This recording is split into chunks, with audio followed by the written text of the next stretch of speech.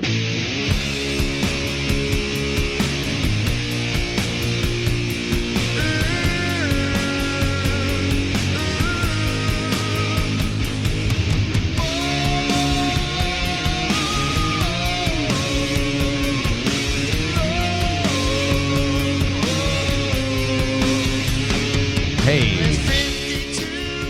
everybody. Hello, everybody. You know, what I should have done, and I was trying to do quickly, and I don't know why I was quickly. I should have just found the intro. But the Zedalza New York intro that we did before, that I had the last time we did this, when was it? February? Yeah. It was February. The year's almost over. The year is almost over, man. Because you know, after we go to the mountains 2 weeks from now, it is going to be New Year's Eve in 3 hours. I was thinking it wasn't too long ago too. I was just like, man, I was thinking about the mountains and how there's so much that has to happen before then. I'm like, oh man, I got to do the race over in Vermont. I got to do this. Like, I can't even think about that right now. And now here we are. It's like right around the corner. I was waiting for it because I was thinking about, the whole year I said to myself, and hello, everybody. It's a nice, cozy night. We have our cozy Saturday night crew over here on pilled.net, on Zedalza.net. You remember Zedalza.net? On Ustream. I still have, I think I still have Zedalza. No, I still have ZenLive.tv, and I still have Zedalza.com. I have ZenLive.tv like as a stored website on my computer that it always tries to go there, and it's an active link. I don't know why. It's so funny, Man, it's nuts. Anyway, like I was saying before, the entire year leading up to the Jamboree, I said to myself, all I want, because this Jamboree was so big. We've done so many concerts, we three together, and those were arduous tasks. Like I remember when on like 2 Saturdays ago, 2 weeks ago tonight, we still had 2 hours left over at the Capitol Theater with everybody. Hello, Amethyst Cat and Ducks Rocks and Corey J and Fireman. You know who's watching right now? Fireman 17 from Ustream. Holy shit! Yeah, damn, dude. Reconnected with Fireman recently. So, but all I was thinking about was, listen, I just want the cabin to be a celebratory event. Like, wow, we did it. Everything it was smooth, and now it's just and I just can't believe it. It is now late September. It is going to be that. It's going to be just that. Oh, you know they took a pint of fluid out of my lower back. He's got a car. He drive. I've got to eat so I can take my back pill. Damn it. Knew it. I was trying to think of it when he said it before. Well, it's actually his introduction into that movie is a very Dominic Ranieri introduction. Think about it. Oh yeah. Immediately starts. There's no like hello. It just immediately starts talking about something in his life. And actually, it's usually his back. Now, there's a lot of people in the audience now who know who Dominic Ranieri is. That Dominic has serenaded them in the rain. It was a very very romantic evening. It was. But it wouldn't take them much longer than one more time meeting Dominic for. Perhaps he wouldn't recognize their name, but he'll always recognize your face. He'll walk right up to you and he'll say something like, "My back gave out again. I haven't been able. This is my first day out of bed in 3 weeks. I can't. My lower discs are bulging, or I don't know what the hell it is, but it's just it's good." Ducks Rock says Pyretta just called. She doesn't care it's Anthony's birthday. She wants him to remember to bring home some treats. You know what I have over here, Ant? I have a video of you talking about kicking Pyretta out of the bedroom 10 years ago. You want to hear it? Sure. Here it is. Here's Anthony kicking Pyretta out of the bedroom 10 years ago. Yo, speaking of sleep, I had to bring the cat back. Oh my God! Holy Twitch! To the house, and let me tell you something. Not happening tonight. I'm kicking her out of the room tonight. Why she keeps on It was finding her spot? It was just complete insanity. Just being all of a sudden, I'm woken up, just like I hear things topple over because she just jumped on top of a box full of books and everything. The books fell, everything. I woke up screaming, and I was just like, I was so pissed off. I was like, I turned on the light, I put all the books back and stuff. I went up to her, I was like, you go to sleep. And she just like stared at me, and then it was like 6 o'clock. It was like 5 o'clock, 6 o'clock in the morning, and she was just going up to the bed. And I just like pushed her away. I went to sleep again. 10 minutes later. Oh my God! I missed that meow. She's your cat. You know what I can't believe? So many of those shows we were talking over music that loud. Yeah. Oh, I thought that was something you just added right now. No, that was Mike.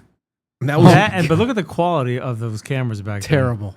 Well, I mean, listen, nobody was really doing much better than that back then. True. Yeah, it's true. I mean, that's 20 this we uploaded this 10 years ago. So this was probably 11, 12 years ago at this point. And I know that was on Ustream, and it was all being done through VidBlaster. And we got so comfortable with VidBlaster as a video encoder, and it took 15 years for us to just realize all of our dropouts were because of VidBlaster. you remember all Mike for Steve. You guys have heard Dropout. Yep. You guys have heard you've heard how I berated Cablevision so many times. I would call them up and say, you guys, like whoever the representative I was talking to, listen, I know it's not your fault, but you need to know that your company is trash. Okay, your company is absolute trash, and it took us so long just to get rid of VidBlaster, which was clunky, horrible program. It's clunky, but you also need like a supercomputer to run it, right? And that's the problem. Well, listen, I had great machines that we were running over. Once we got to this studio 10 years ago in December, once we got to this studio, I think not too long after we got here, I invested in a new computer. This is the second broadcast computer. Is it the second? Yeah. It might be the third. But we had some really high-powered machines here. Remember, Derek built the first one. Yeah. This one was built by Jim Lee. And no. Derek built the first one. Jim Lee built the second one. And this one was designed by Jim Lee, and I got it done by NZXT. But even those computers could not stop the dropouts, and it became like a quite frankly one of those things that people actually hated but also loved because they liked when I was mad about things. It was authentic. It was an authentic rage. So, well, here it is. It's Zedalza, New York, the retirement years, episode 2. It's a late September evening, and it is chilly willy outside, but a nice autumn chill. It was actually nice today. I loved it. Yeah, it was beautiful. No, it was good. I got Nice a lot breeze. done. A lot had to get done. So just put some more time into that, settle in. And as far as tonight goes, we're going to open up the lines. We're going to talk to people, see how everybody's enjoying their evenings. See, not many people had multi-view back in the same studio back then, said Fireman 17, who's in a unique position to know. He was a mod back then. Fireman 17 was almost like an automatic mod for everybody. That's what I remember. I remember. That's actually, that just brought me back. So that's why that name rings a bell, because he was just always there. Yeah. Like, who is this? I think at one point I was suspicious of him. It's like if nobody was in it. We had so many trolls that I'm Yeah. like, is this guy like a secret enemy? And I always had paranoia about people who were watching us. I still have paranoia. But that's just. We had But his name, even though nobody was in the chat room, his name was always there. even if he wasn't there. Yeah, as I'm saying, his name was just always there. See, you remember that was back in the day where people would stay in chat rooms and go about their lives. They'll just keep a tab open on their browser and they'll stay in a chat room so that when they would come back later that day, they can read everything they missed. Yeah. And when we went live on Ustream every night, we didn't have to schedule a new thing. Just every time we pressed launch, it was a new stream with its own file, but it was always the same chat room. Yeah, I used to like when Ustream used to save images that night before. That got broadcasted by accident, but we ain't gonna talk about that. No. Whoever tuned in that night for about 15, maybe about 12 seconds, not even. Maybe 6 seconds. Let's not even talk about that. I was in Mohegan. No, I was away. I was in some other part of the county. I don't even know. Yeah. I got you. I don't even know what the hell it was. Good times. Good times. That's just the way it was. Okay, so burned in my head. Thank you for that.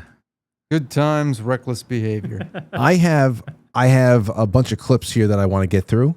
I also did something the other night in extra innings, for quite frankly, that I would like to do tonight as well, especially since we are on a platform that it's going to be a lot of fun to be able to do this. And that is, I want to just not only open up the lines for calls, which the open line tonight is 914-200. What the hell? Hold on a second. Open line. There you go. Wait 1 second. There you go. 914-200-0269. Call in. Say hello. You can ask anybody a question about send us on some nostalgic reverie. Let's go into the past. Ask us things and we have no choice but to answer it completely honestly. Yes, it's like truth. It's like truth or dare, but it's just all truth to a degree. And yeah, you call in. Fireman should call in and talk about some of the wildest things he saw on Ustream back in the day when live casting just started and all that. I can't tell you how many strangers I watched sleep in their beds. I'm sure he saw what we saw. Just nutty stuff. But also, I want to invite you to do this. Call in, not just with you can dedicate. I want you to call in with a song dedication. But here is the challenge. I want you to call in and dedicate a song to a person or in memory of a thing or something like that, and have the song you dedicate be completely inappropriate for the occasion. Okay? So I don't know, to take a page out of dirty work, you call in to dedicate a song to your grandmother who just passed away, and you want to play Pina Colada. Maybe it is appropriate. Maybe she loved pina coladas. Or let the bodies hit the floor. Something. So that is one thing. Call in, let us know what you got going on for your Saturday night. We're going to stick around for about at least an hour or so and just enjoy the evening. And this is the fall edition. We haven't done this since the winter. Yeah, wow. I know. It's a big night. So 914-200-0269. Questions, song dedications. I don't know. Big news from the weekend was Jimmy Kimmel getting kicked off air. I didn't even know what he said.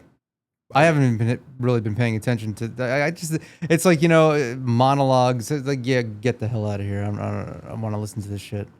I mean, Jimmy Fallon just did something too. What did he do? Well, yeah, he said he talked for like 10 seconds. It was the most.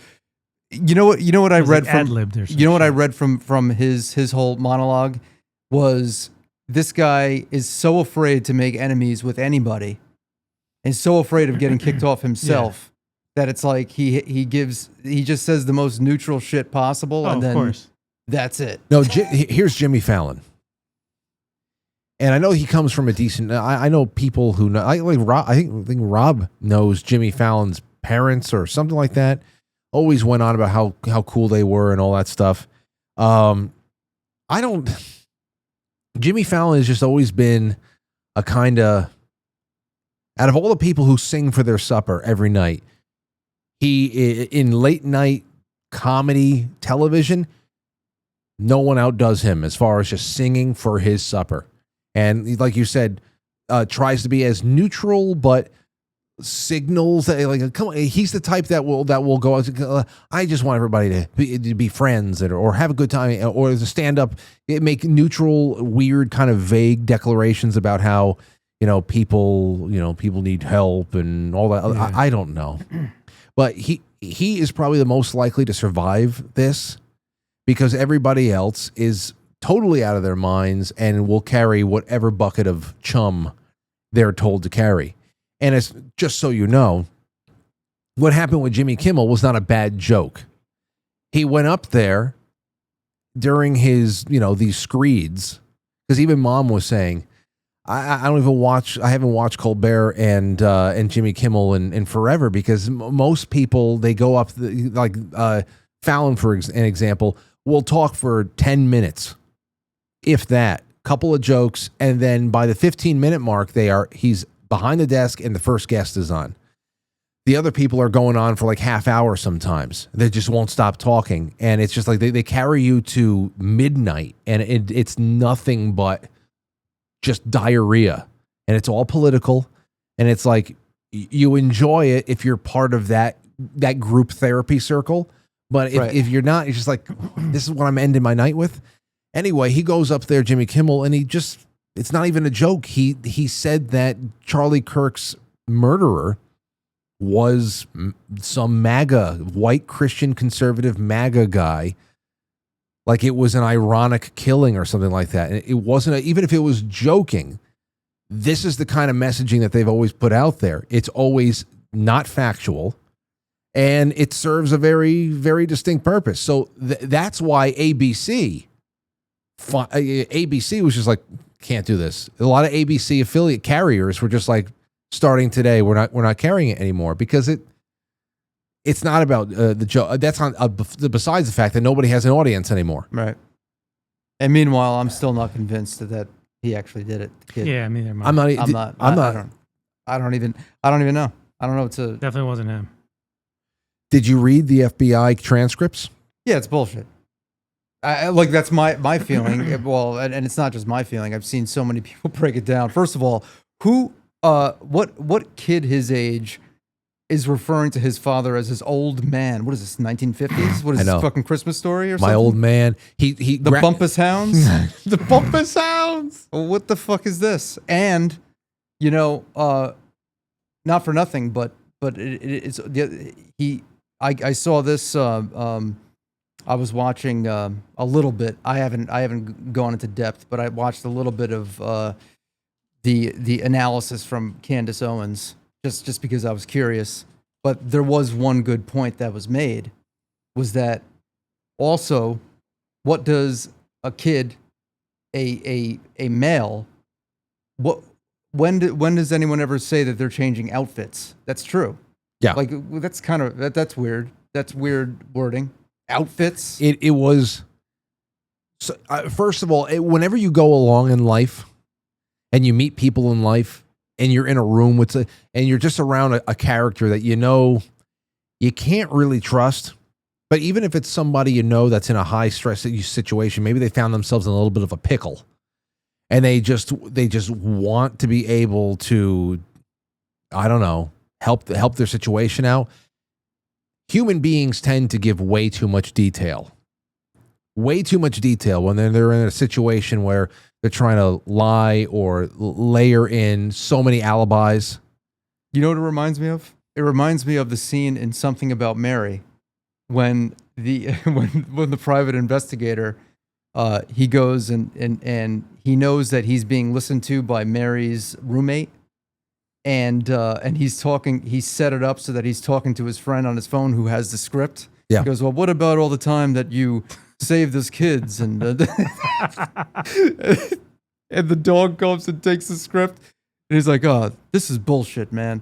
He goes, and he's like, yeah, I lied to the poor girl. It was just like he conveniently put all of the details that he needed to put in to tell the entire story in this text conversation, which he wouldn't do. It's like seeing a bad Hallmark movie too. Like, I want to find that scene right now. Oh wait, there's something about Mary's script. Hold on, here we go. Gotta happen. Now I want to find what would be a good way of. Oh, here it is. Is this it? Yeah, here it is. They're listening to the Pat Healy's. That's his name. Yeah. The sawbones? Yep. Oh my God, we hit the mother lode. You guys, should we be listening to this? Okay, so we are essentially supposed to be all the ladies on the couch. When the FBI releases this script, let me put Mike on the. There he is. He's on top of me. Where I want to be. Wherever he wants to be constantly. Wait for the cabin. We'll take your calls I see the calls coming in. Please keep them in, and everybody, please share this out there. I know it's a little bit more of a boutique experience on Saturday nights. I would also like to say it's late, but this is not going to keep you up. That is Keto Brains. Put it in your coffee. Put it in your nighttime. Put it in your ice cream. Mix it in or something like that. It is just beautiful. Go out there. Use a promo code Frankly. KetoBrains.com. If you've never tried this before, get in touch with me. I'm sending you out a sample. Frank at QuiteFrankly.tv. Molly from Keto Brains, wonderful friend. I've been using this long before I met her. I'm so grateful to have them as a supporter of the show. So this is supposed to be us on the couch, all the ladies, and here is what the FBI served up to us. Do you still think you're a fucking architect? Oh, yeah. Dumb shit. Mr. Perfect, huh? Hey, watch your mouth. She's a great gal, Mary. I'm the dumb shit for lying to her. Why didn't you just tell her the truth? I don't know. I guess it just seems that women today are more impressed by the almighty buck than some schmo who spent the last 17 years scraping by on Peace Corps wages. Jesus, Pat. If she's as special as you say, she's going to want to hear about the things you did. You could tell her about the irrigation ditches you dug in Sudan, the orphan babies who cried in your arms in Romania. The orphan babies who cried in your arms. Dude. The hope you gave Freddie the leper in Calcutta. I'll be honest with you. I'm a selfish prick. I get a high from helping all God's creatures. An honest to goodness high. I did all those things for myself.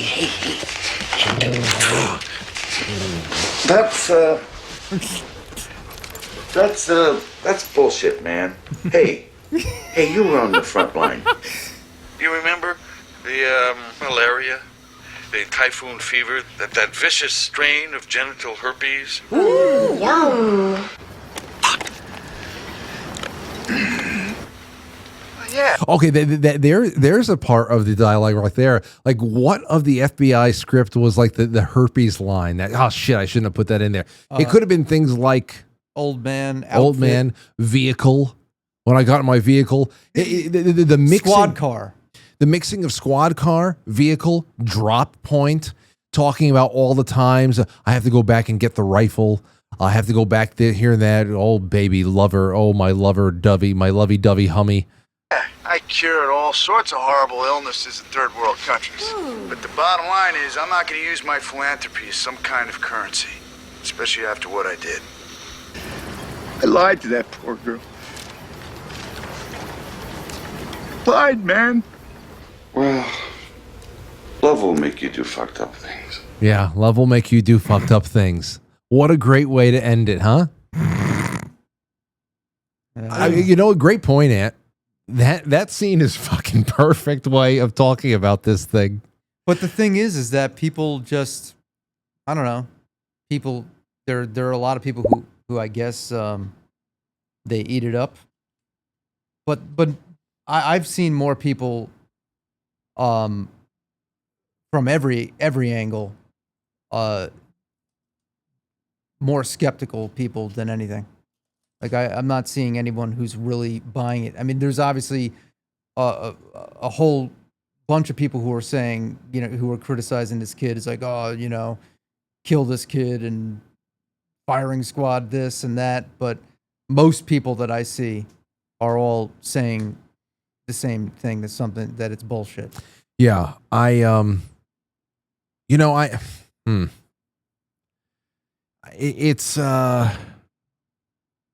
it's one of those things where, and it's always, no matter what the hell it is.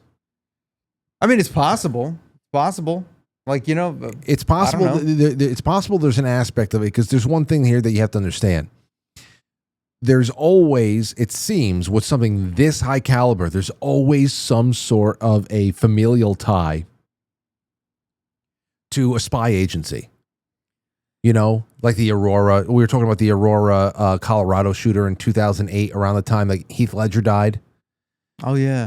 In the movie theater, like that kid's father was DARPA, defense contracting, and all that stuff. I heard that there is some CIA stuff around here. So there's always this aspect of, is this kid been offered as a sacrifice by some family member who essentially has been a long time handler, where nothing comes before the company, even your own children. There's always that kicking around. And but there's got to be some kind of involvement, some kind of right, because he is. Why isn't he screaming, "I didn't do it"? Right, like Oswald did. He's a little bit more zonked out. Maybe they have him drugged. Who the hell knows? He didn't say anything in that first. Well, that exactly that one little that court hearing where he was on a webcam from Zedalza, New York, back in 2009. What the fuck's that about, too? What's up with the quality? Holy shit! Everything is. He bad. barely blinks. Yeah. He barely has any facial. He's got to be on drugs. You know what I thought for a couple of I saw the courtroom deposition or whatever the hell it was. Everything is in Zoom. This particular thing was in Zoom. And there he is with like a anti-suicide jacket on or something like that. Apparently he's on suicide watch. And there was times I had to take the progress bar and scan through to kind of to make sure that I wasn't looking at a still image. Yeah. I thought it was a picture of him. Mm-hmm. Right. Like he was like a bronze statue. You saw it, Mike? Yeah. I saw that. It was just very strange, man. It really was. But here's the thing.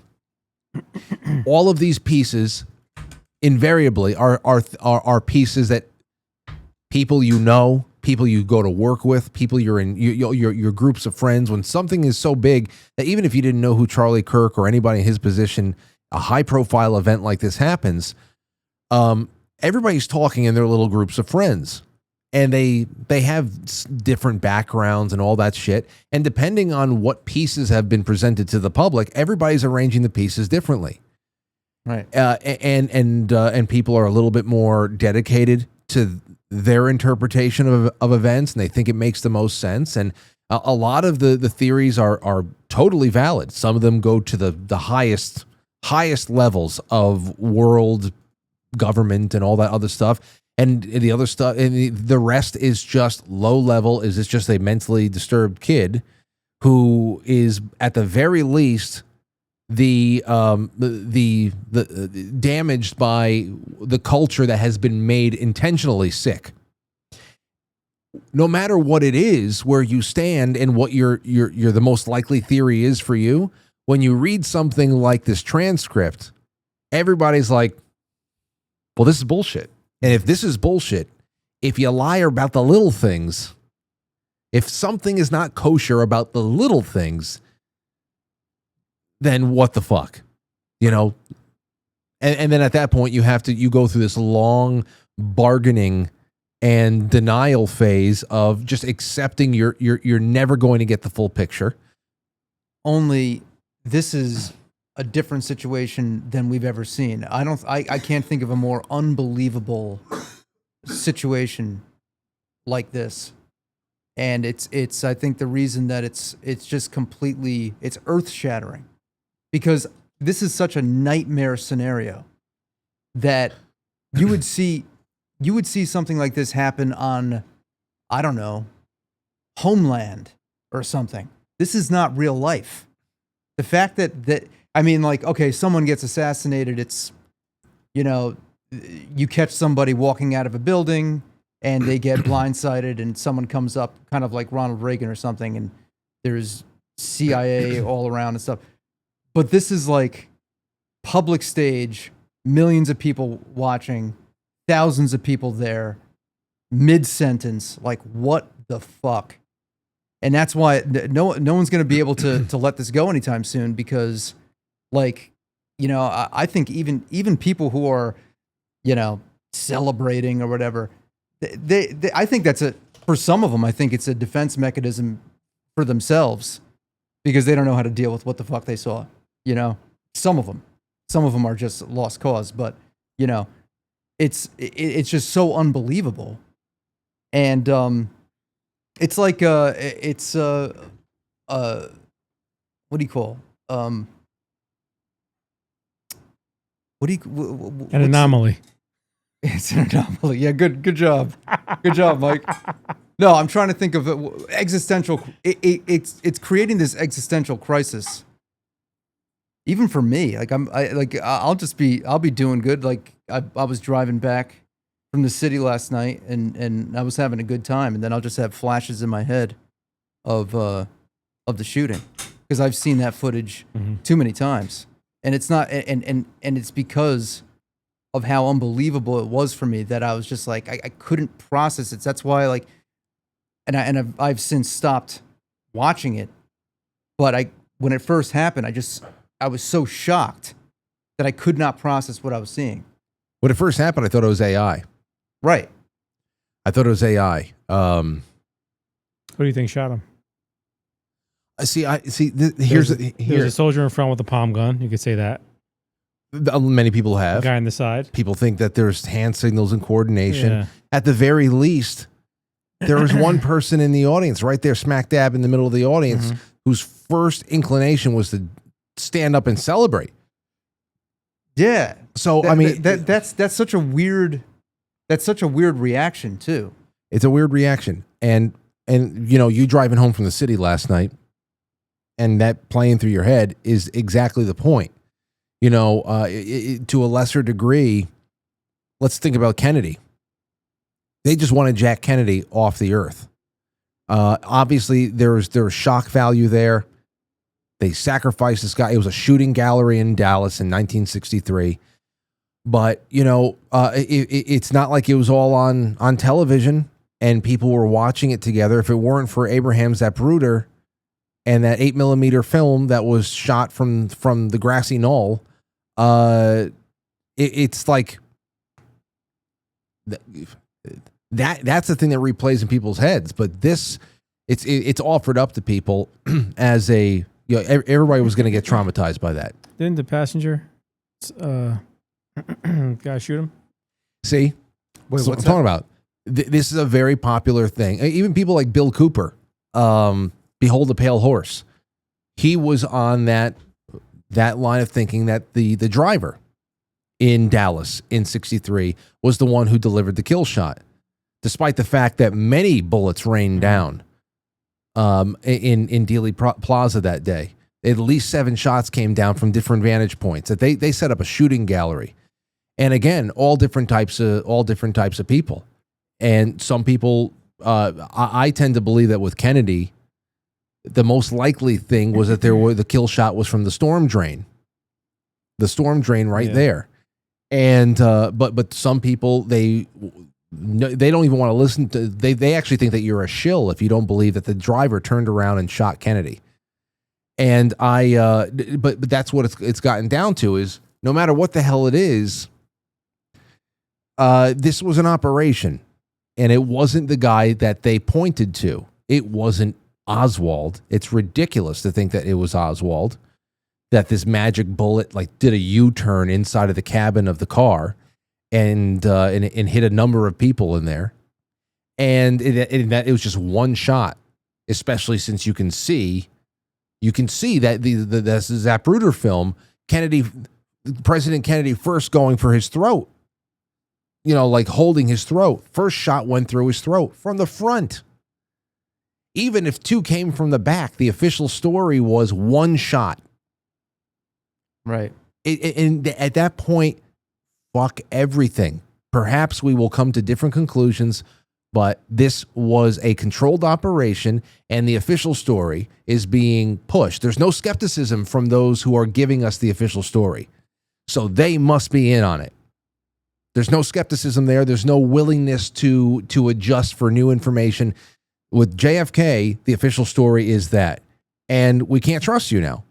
We can't trust you because there's visual evidence that that's not the case. So the same thing is with this. Mike just said, who do you think shot?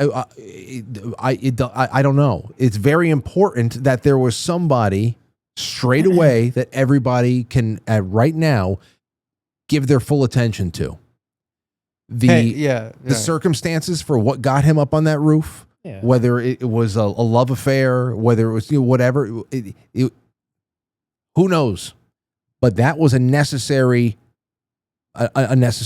casting. Course, and I'm not going to pretend. I'm not going to pretend like I'm some kind of like marksman, shooting expert. I see people in the comments all the time saying this was a professional job. They probably just saw someone said that and they copied and pasted. No, but the thing is, though, fucking aim for his head. Yeah, then they fucking fucked up, and they got lucky. Whoever did it, but could be a lucky shot. But I don't know anything about this stuff. I can't. No, same. Listen, I'm not a marksman either. I don't know shit about that stuff. I've shot guns before, but I'm not like a sniper who's trained, who's actually knows different angles, different degrees. I would really like to know. I would really like for somebody to explain the signals from the guards. Because that is got that one. For me. That's just like, what's that about? Let's take a call, see what somebody says about it, and then we'll just take this for as long as we can. 435. Hey, welcome to the show. It's me and Mike and Anthony, and welcome to Zedalza, New York. Okay, I'm turning you off because I know it makes static, correct? Hello, boys. Hello. Hello. Hello. Love you to death. My 91 mother listens to you. She's like, where's Frank? Okay. Is she watching right now?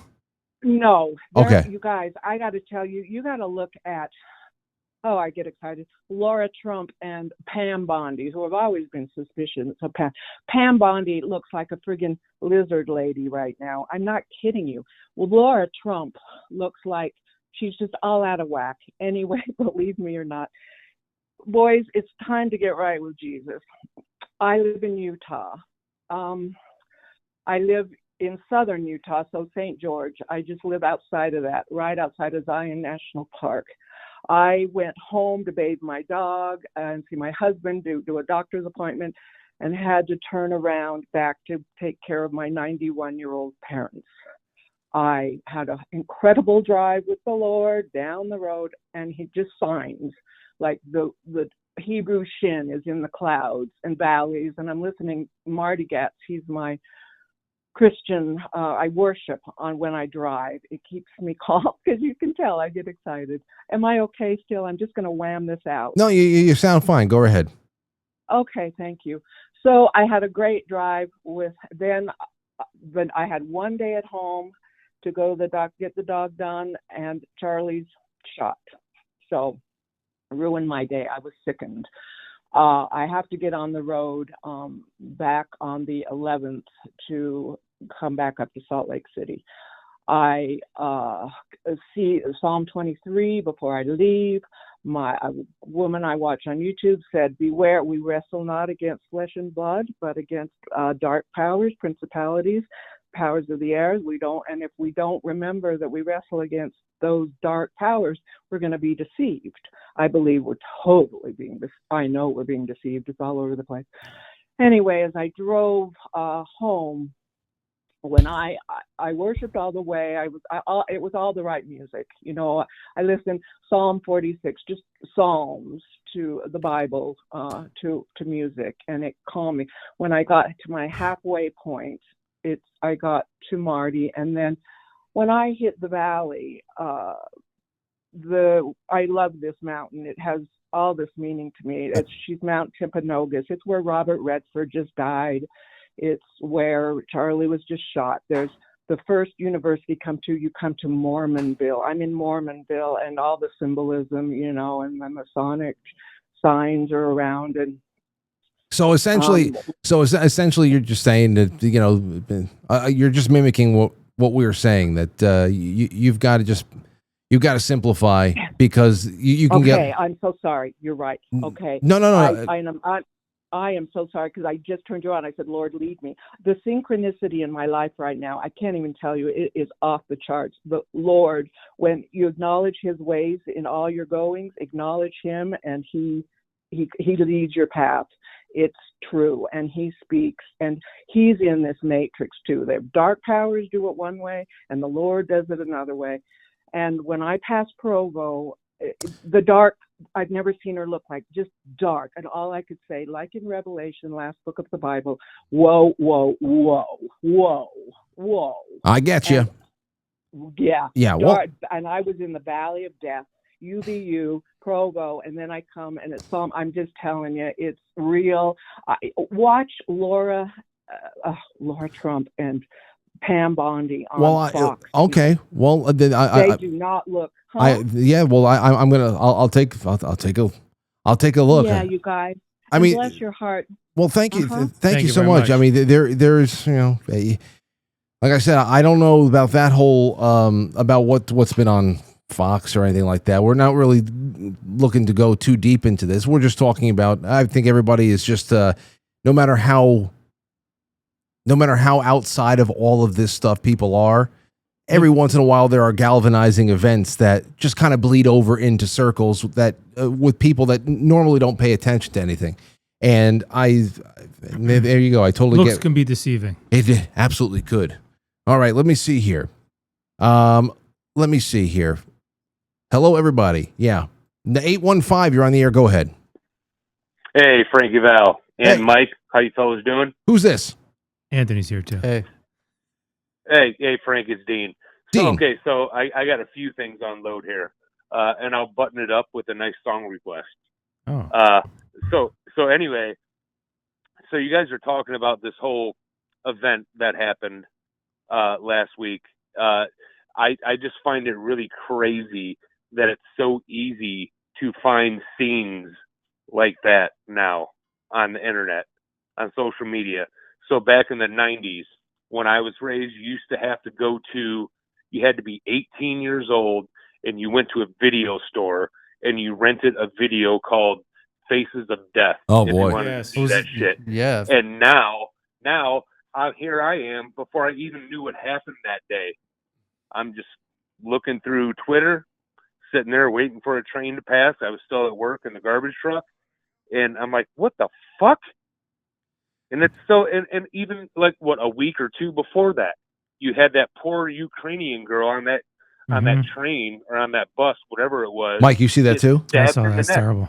Dude, that is nuts. How you're just innocently just scrolling through social media and then blood everywhere. Mm-hmm. That's fucked up. Well, dude, it's a great point. You had to go to like seedy flea markets and things like that to buy secondhand VHS tapes of Faces of Death, which are just compilations of horrible accidents and people throwing themselves off of buildings and shit like that. And then of course came Napster and Kazaa and you know. Rotten.com. There were Rotten Ogrish. Yeah. That was Mike's spot. And even those Faces of Death things weren't that graphic. Dude, I'm sorry, they weren't. No, this was the worst thing I've ever seen. You know? No, it's horrible. Anthony, you're right. It's fucking horrible, dude. I mean, especially just think about it. You're just scrolling through fucking Twitter or X, whatever, and then you see someone's blood splurting out of their fucking throat. Come on, dude, that's ridiculous. It's true. The apps now are essentially, you get fed Faces of Death every day. I mean, even if it wasn't this, I said it on the show. Anytime I go on Instagram or something, and I go into a reel pull or something like that, invariably you're going to see some crazy dash cam footage of accidents that somebody was erased off the face of the earth. And that in itself is gives you a little bit of an existential crisis right there, because there's no safe place from it. There's no safety from it. You hear about somebody that died before their time. You believe, that too young, too sudden, all that stuff. And as horrible as it is, and as disturbed as you are, you want all the information you can know about it to hear. Okay, were they some kind of a chain smoker? Did they get this disease because they did something like that? Did they? Please give me some sort of an anchoring excuse as to why this happened, because the randomness of this stuff makes you just feel like, well, there's nothing I can do to prepare for everything, and what am I going to do? Lock myself in my house and sleep by an air purifier every night and just hope for the best? Hope that I get a couple, 90 years of what? Looking over your shoulder? It's fucking bullshit. You can't. I've been thinking about that a lot lately. I know. But that's also, it also it makes me think about what the purpose of any of this is, and I don't think that. I think that we've got a mission. I always felt that, but like, planet Earth is not the end game. I don't think. I think this is something we need to. There's something we like. A lot of people like because we're humans and we have human instincts and we obviously it's built in us to survive. We want to be happy and we want to be successful and we think that's if we do that, we'll have a good life and whatever. But the thing that we forget is that, we have this inevitable ending and it's we always forget how temporary everything is. And there has to be something else to it. Like I feel like there's something we need to figure out. Yeah. You know what I mean? Like that, like there's something we have to do. There's a purpose there.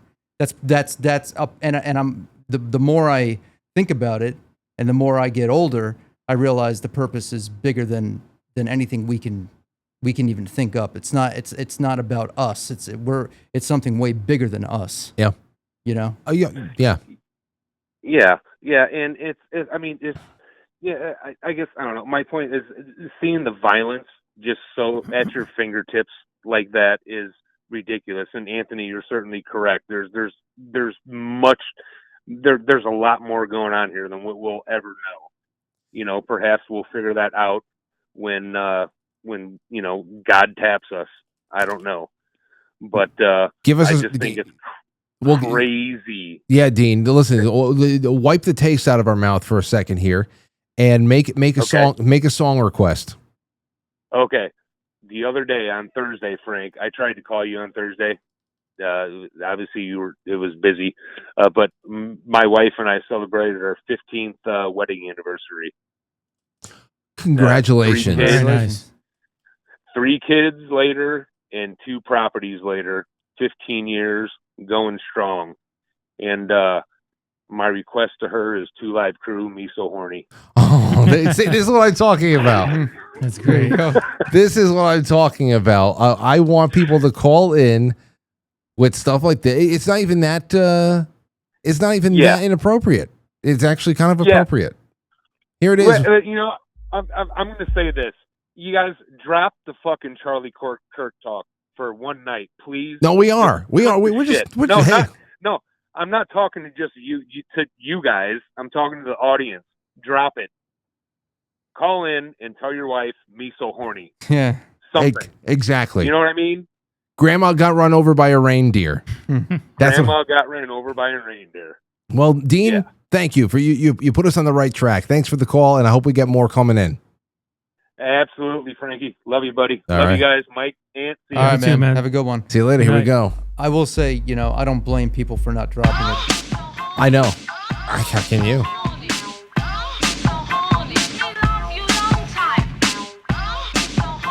Mike, do you know where the sample comes from? I actually do not. Oh, wait. Full Metal Jacket. Yeah. Full Metal Jacket, right? I actually don't know. You guys would know more than I do. Me Love You Long Time. Isn't that Full Metal Jacket? Everybody in the chat room, help me out with that.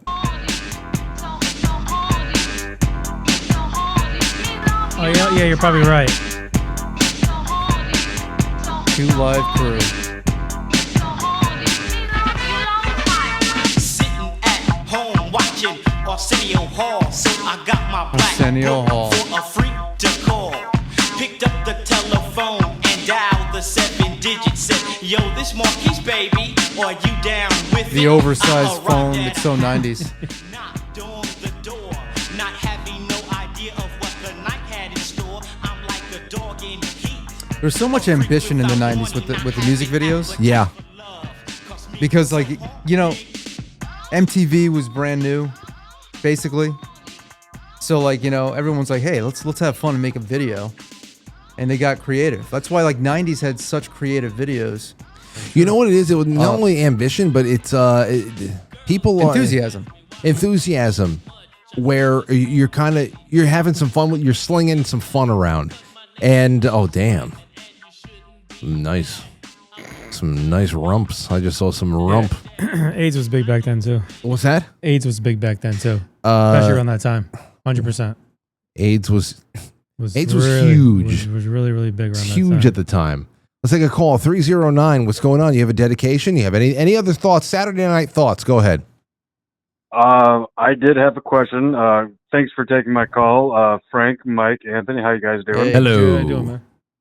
Very good. So, last time I called in the Monday after your original or your first Zedalza in New York, and I was cutting in a line.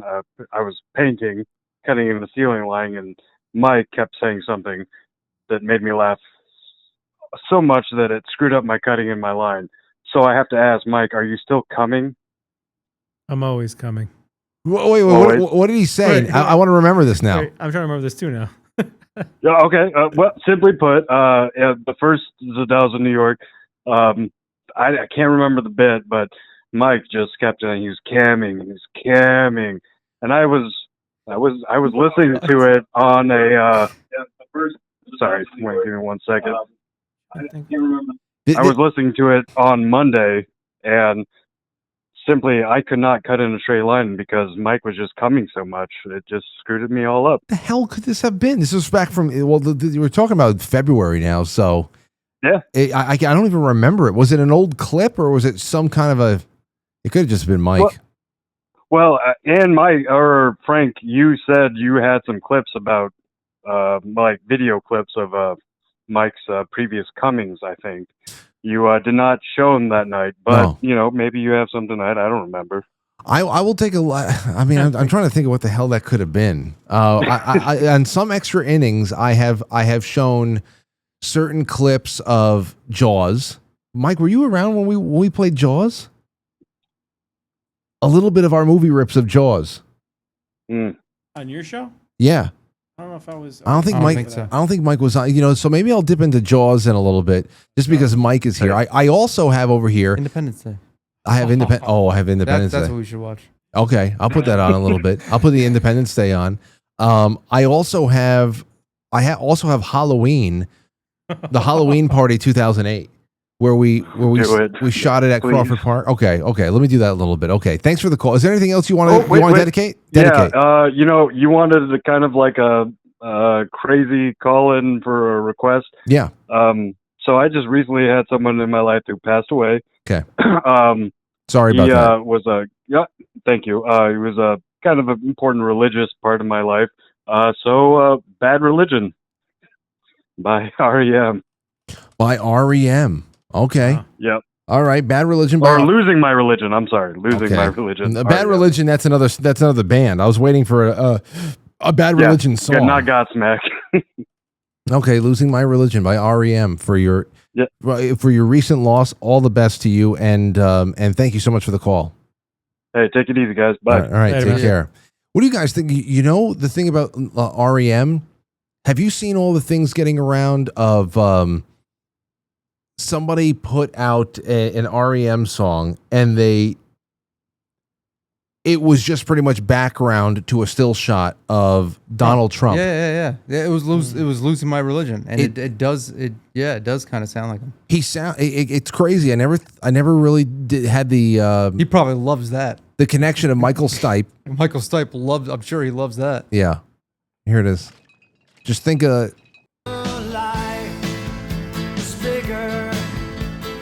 Donald Trump.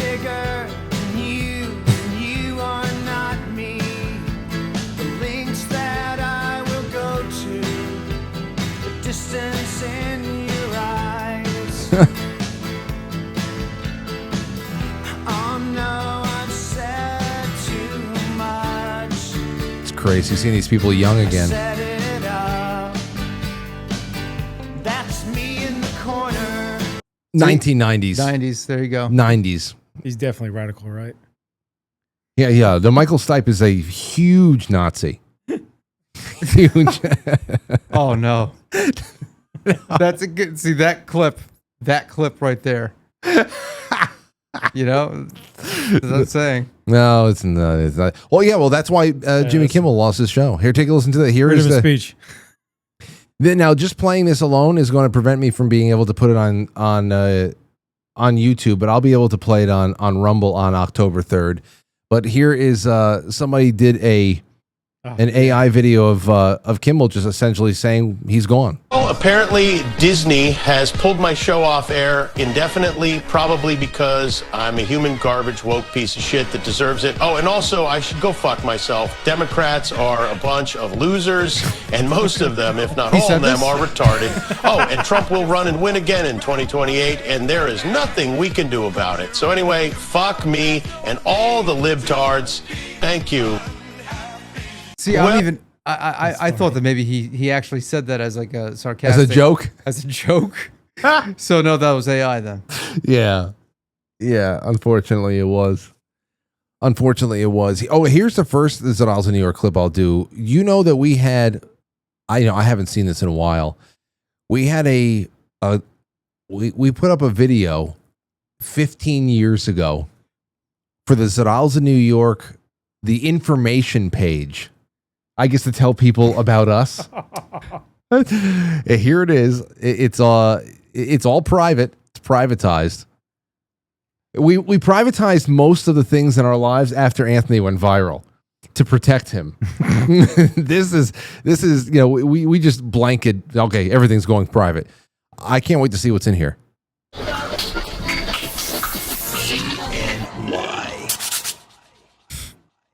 Look around you. We're everywhere. This is too close. It's way too close. Zedalza, New York. So, Zedalza. What is Zedalza? That's a good question. It's where we, waste people's time. Yeah. Every time, every night. Every night we broadcast. Yo, Zedalza, New York is just us hanging out, chilling out, enjoying the music that we like, enjoying the music that we produce, that we perform, and just chewing the world up and spitting it out. Making albums, producing people. Well, Frank's a drummer, I'm a singer, I'm a songwriter. Mike produces his own stuff. This is kind of our way to connect with people who connect with us musically. The wraparound of the camera. It's like Anthony, we have to follow the camera lens. Some people who watch the show hate our music. And some people who like our music hate our show. And some people who like our music hate us as people. Well, our shows are plain and simple. I mean, there's nothing really great about our show. It's just that 3 friends, 2 brothers, talking about everyday life, happens in our life, in the world, nation, capital. We talk about music, entertainment, all breaking news, trending topics in the social media world, and of course our personal lives. That's why we get into so many fights. And then, we have our heated arguments all the time. What can I say? We get along, we don't. We get into fights. I have to mediate fights between Frank and Mike. I don't like this job. I don't want to be here. Me and Frank get at each other's throats. It's typical shit. Luckily, we haven't had too much of that on the air recently, but it happens. Frank's usually wrong most of the time. Yeah, Frank likes to top everybody, and he's more concerned with Little League than he is anything else we do here. Frank's more concerned with Little League. Wow. That was my priority in life. Little League. I was wearing my Little League jersey. And he won't be with us for too much longer. Dude, the lease is up in 2012. I'm gone. You guys already know this. It's really good here. You remember we used to do that to each other? Hey, you know what? The lease is up in 2 years, and that's it. you know what? The lease is up in 3 years, and that's Yeah. all. Then you guys can everybody just go their ways. And then 2 years comes along. All right, I'm just gonna renew it for 2 more years. All right, we'll see what happens at the end. Really, really good here. I only sometimes like the times that I have here with you guys. So yeah, this is what we do. You know, we have a good time. That's what it's about. Got a career here. All right. Catch Zedalza in New York every Oh Tuesday. yeah. If I were just if I just stumbled upon this video, I'd be sold. I'd be fucking dying to watch this show. I gotta watch them. I was thinking the same thing. Gotta watch these guys who are what the fuck are they babbling about? Now, this is incredible. This was also 15 years ago, and I've got comments that we can listen to. This was right around the time. Who was the little girl that actually had the Justin Bieber the meltdown? What was it? She was crying because she was going to see Justin Bieber, or what was it? It was a trending video at the time, and I don't even know if it's still up on YouTube, but I remember it was a trending video that a girl was crying about Justin Bieber. And here it is. Cody's very sad today. Cody, why are you so sad, honey? Because why? Because I love Justin Bieber. I can't hear you. Because I love Justin Bieber. She loves Justin Bieber. Now, first of all, this was all these everybody you see right now is like paying taxes now. Back then, but this was a very big video back then. She it was huge. It was viral, and he just came out. This is the thing. Like I remember, and we were doing. See, at the time on YouTube, you made reaction videos. Okay, so reaction videos, as we know it today, is a video where you take where like someone watches a video and reacts on screen.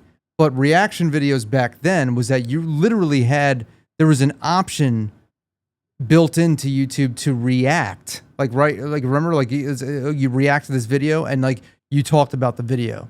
Yeah. And you kind of piggybacked off of a viral video and whether it was commentary, but you didn't actually watch it on the screen. So, it was a trending video at the time, and we're like, we have to do something. We have to do it. You directed the whole thing. You're like, Anthony, you go on the couch and just cry about how you love Justin Bieber. And, and I didn't know what I was even doing because I didn't even see the video. I didn't even know who Justin Bieber was. This was back in like 2010, right? Yeah, and it's going to be very evident that we didn't know who he was yet because we keep calling him Justin Bieber. I called him Justin Bieber. I didn't know who he was. So and I'm like, all right, I'll do this. But I remember when we did it, it got so many. Because the video was so viral. The original one, our video got a lot of views for us. Like that was like we didn't have any views right now, and this has to be the most viewed thing on this particular channel. Right now, as of today, it has 81,000 views. Holy shit. Okay, so what we must have had 10,000 views on it or something. And that's enormous. And we were like, whoa, we really hit something here. But, that was our first exposure to negative comments. And I remember you would respond to every single comment and you would go overboard with that was before YouTube censored what you said. Now if you try to give it to someone, really go and say some crazy shit, curse at them and call them names, YouTube won't even let you post it now. Oh shit. You can't. I don't even know what happened to all the comments here. There's only 7 comments here. So I can't imagine that I went in there and deleted them all. I think I don't know what happened to them all. There's only 7 comments. But is it even live? No, it's a private video. So that's why, because you have it, because it's private. What about it? Because a private video It would still preserve the comment section though. I don't know. Anyway, here it is. This is we had so many people coming after us, and we took glee. Look, you can even see it in the comment section. We changed in the description of the video. We changed it after a while to "We copied a little girl." Ha ha ha ha. But here goes. What a stupid description. I know. Seriously. There's Anthony. Anthony, what's wrong? Dude, it's gonna be okay. All right? God. Anthony. I forgot about that. It's gonna be okay, dude. What's wrong, Ant? Just cry when I hear Justin. What? Justin Bieber. It's gonna be okay. Bieber. Look, I know you want to hang out with him, but Dan, how long have you been doing this? long time. I've been crying all morning, man. Get out of here! You're crying. Get out of here! This is so Come on, cringe. don't act like that, all right? You're crying because you heard Justin Bieber? Bieber. It's a wreck. Hear this part right here at the end. You want to know what's actually kind of fucked up, though? This is Anthony here. This is when I trigger Anthony, quote unquote. No, because sitting here, you're gonna start to make me cry. Hey, you want to know what's actually kind of fucked up, though? He'll never be a part of our family. Get out of here! Stop. It's all right, man. Come on. It's all right. Come on. Just leave him alone. Come on, man. Yeah, but exactly. But I've never seen anything like this. I wish we had the comment section intact. What the hell? Somebody 4 years ago said he's acting like a baby. Because someone actually believed it was. I guess we convinced them that it was authentic. It was actually real. 10 years ago, somebody said it's not Bieber or Baber. It's Beneber. So I guess they were on with us. I guess they were. I don't know. Baber. I know. It's just. I couldn't believe that. Here's Mike. Now I look at that video now with the girl crying, and I almost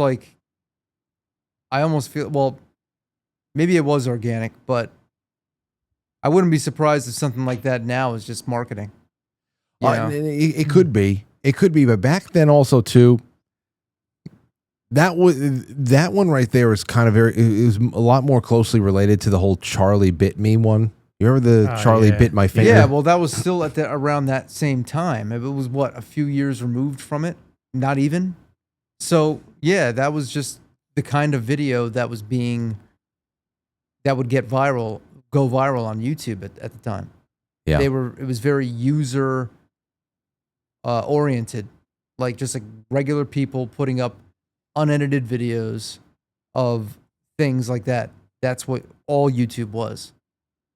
It's crazy because every once in a while, every couple of weeks when LA Beast puts up a new challenge of his or an unpacking or an unboxing or something, 90% of the comments are really contain at least some sort of a tip of the cap to this is the last original YouTuber, of what those years were like. And because nobody was, first of all, you couldn't even, for a long time, you couldn't even post anything longer than 9 minutes. Yeah. So there was no way unless you were taking clips of your shows and putting out there, which we were doing to a degree. Yeah. But, when we, all those other, I wonder where it can't be the same channel. Like when we were making responses to the end of what was it? The finale of The Sopranos.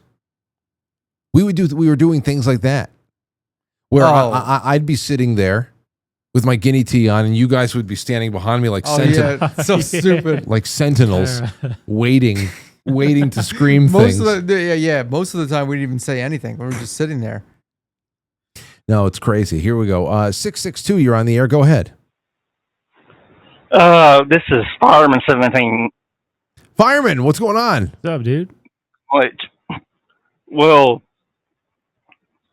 I'll tell you this story. Back in the day on Ustream, it was a lot more uncensored than the web is today. Oh, yes.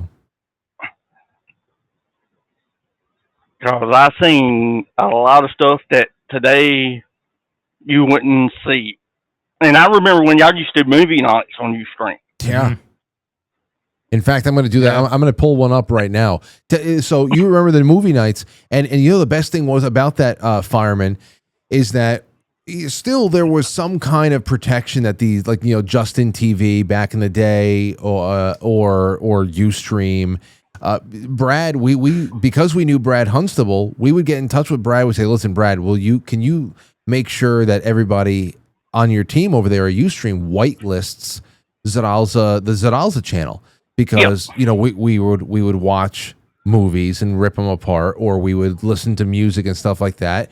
And he's like, yeah, don't worry, yeah. So we were whitelisted on Ustream to do stuff that even back then, you know, if there was any kind of like a watchdog out there that wanted to slap you with some sort of an infringement cease and desist or something.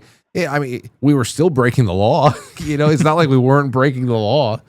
Well, trust me, y'all wasn't the only one on Ustream doing it. Yeah, well, I know.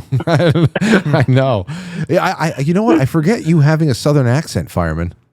Yeah, I'm from Mississippi. Wow. So you're deep South. Oh, yes. Okay, so since you are really an OG, tell me, is there anything that comes to mind that's not Zedalza related, even, that you'll always remember, that is just like it's like a time capsule memory from the internet at that time? From the internet at that time, it was the freaking Ustream Justin TV wars over which platform was better. One of the things I did. Do you guys remember this? When we moved into the first studio, yeah, I remember. Fireman. When we moved into and this is how intimate it was. When we moved into the first studio, we moved out of our bedrooms. I have our bedroom farewell thing here. That's 9 minutes long. There's a lot of shit in there, including Chrissy coming back from coma that night. We got into the new studio, so we were starting to settle in because we moved in April of 2009. That's when we started all the construction. So by the end of that summer, maybe sometime around late July, maybe around July or August 2009, we were starting to do our test streams there. And we said, you know what, just for the hell of it, let's do a test stream on Justin TV. And we did one test stream. I remember I was at Playland. I don't know what the hell I was doing there that night. I think I went there. You know, sometimes we would go to Playland parking lot and we would like work out or hang out. I remember one, you know, there would be a couple of nights that I would put my Chevy Blazer into neutral, and then I would go into my back and I would get my emergency road kit out, and I had that towing cable in there. And I put every once in a while we would go out there, and it only happened like 2 or 3 times, but I would hook the towing cables onto the front of the Blazer, and we would put it into neutral, and we would just drag the car around, and we would drag it from the front and from the back. It would be like our leg workouts or whatever. One night we were at Playland parking lot, and there's just a blank parking lot. Nobody was there. And I remember I got a phone call from Brad Hunstable, and I picked it up, and he just said, "Dude, brutal."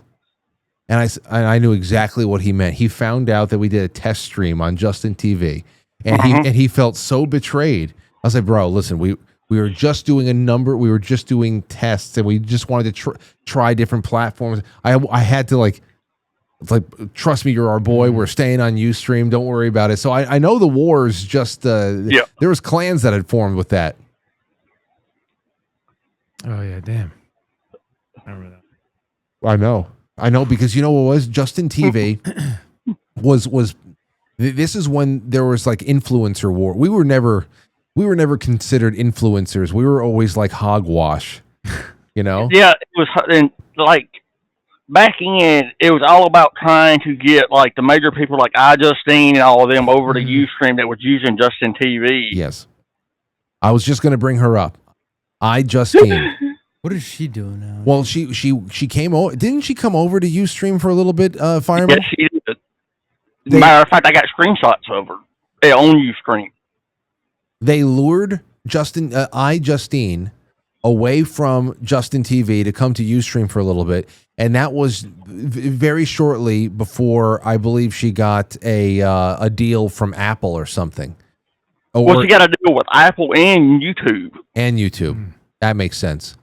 And then, yeah. Oh man. And then that reminds me of something else. And of course when we went to StreamCon at the Javits Center in 2015, around there, Anthony was asked to do StreamCon and Set the Charge got to play at StreamCon in New York City. Justine, people like that were floating around. I remember Mike May was like, I was standing at a crosswalk with Justine. He took a picture with her and all that stuff. She like that.